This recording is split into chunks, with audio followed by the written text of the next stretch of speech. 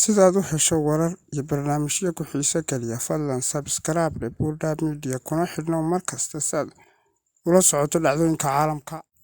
Daawadayaal, sidaa aragtaan waa gaadiidkii dagaalka ee ciidamada qaranka Somalilan oo laga daabulay taliska guud ee ciidanka qaranku ku leeyahay magaalada Hargeysa ee caasimadda Somaliland, kuwaasoo madaxweynuhu amar ku bixiyay in la geeyo gurigiisa kadib markii cabsi soo wajahday in uu ciidanka qaar ka mid ay u galaan ciidan beeleedyo mucaarad ah.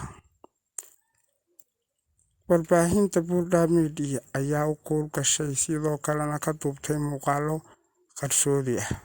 Qaar ka mid ah saxafiyiinta ka howlgala warbaahinta Buurda Media ayaa muuqaalkan duubaya si toos ah iyagoo gaari ka dhex duubaya kadib magaalada Hargeysa gudaheeda. Inkastoo aan shaacinaynin halkan magacyada saxafiyiintaas, haddana markasta waxaan